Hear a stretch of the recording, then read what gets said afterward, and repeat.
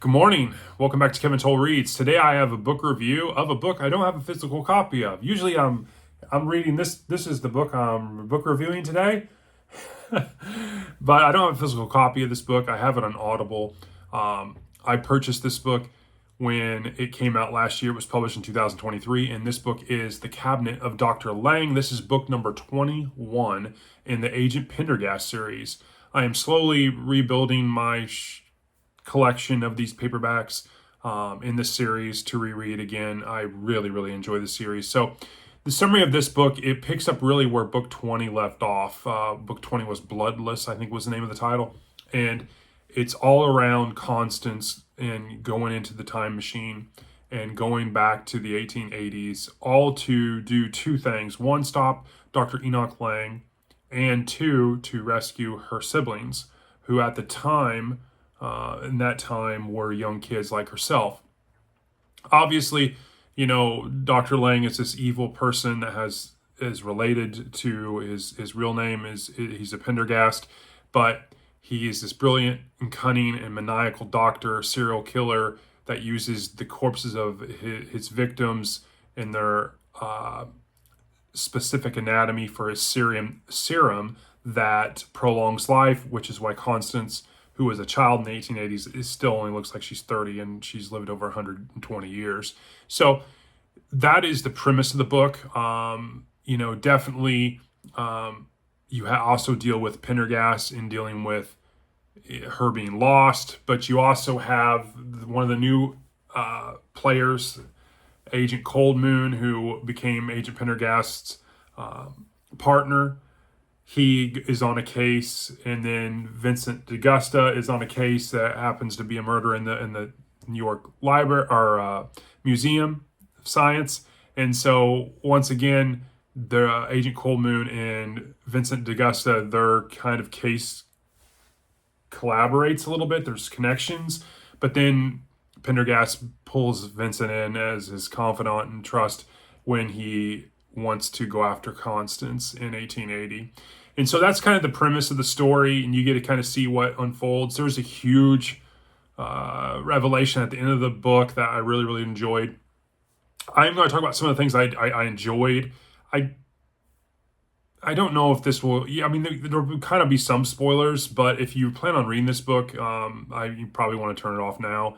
But this was a really good read. Before you do, I have no dislikes in this book, and I rated it a 4.6.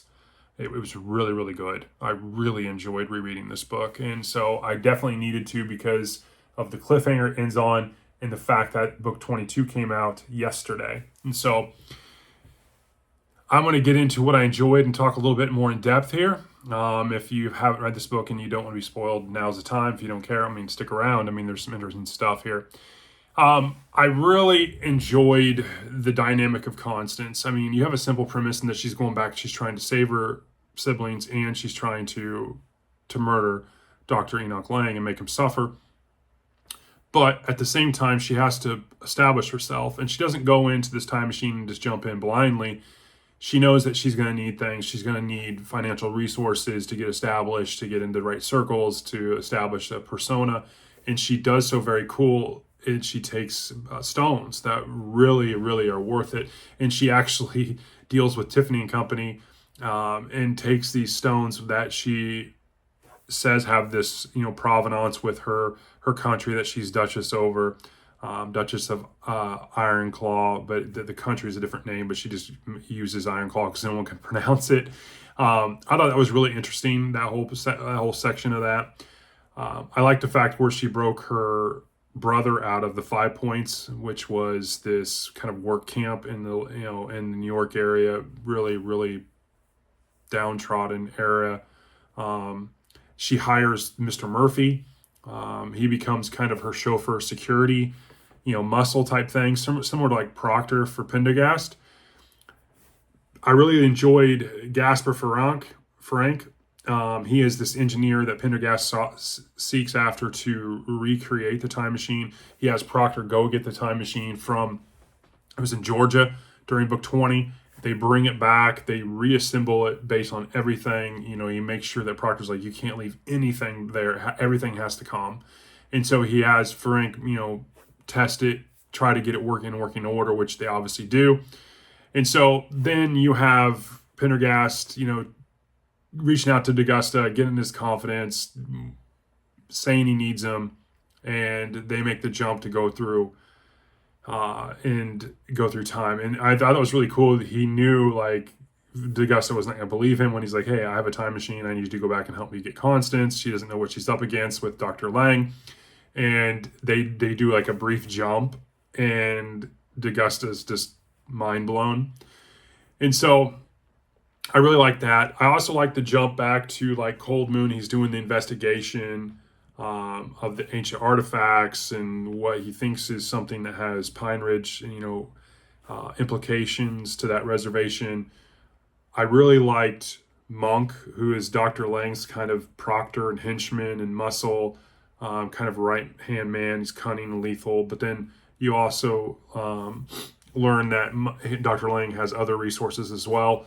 I really liked the gravity of Frank's decision to try to take coin, or try to go in with time period money and get certain coins that he knows are going to be worth millions, and what he ends up doing, the blunders he makes, which caused this whole thing to unravel. And so the cliffhanger at the end is unbelievable. You have a returning character, it was really, really, really good. So obviously that cliffhanger really is like what makes me was so ready to get this into book 22, which came out yesterday.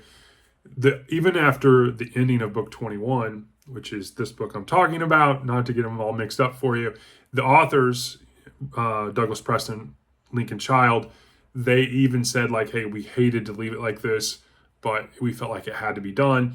And so I really liked how it picked up in book 22. And so I'm really, really enjoying it. But in terms of this book as a reread, again, I give it a 4.6. I really enjoyed the story. I like reading really good stuff, and I got to be honest with you, like, it, as much as it really makes me excited and it's enjoyable and everything else, it does leave me with this sense like there's just so much I want to read and reread that I just don't have enough time. And so when I read books like this, when you all send me books and like recommendations, it's like, I'm overwhelmed because there's so much out there that is so good. And so, again, I'm rambling on, but I really enjoyed this. The Cabinet of Dr. Leng by Douglas Preston and Lincoln Child. This is book number 21 in the Agent Pendergast series. I give it a 4.6 out of 5. Really good story. I'm glad I reread it. I am enjoying book 22. And so I'm over halfway done and already. And so be on the lookout for a review on that later this week. I hope you're having a great day, and I will talk to you later. Thanks.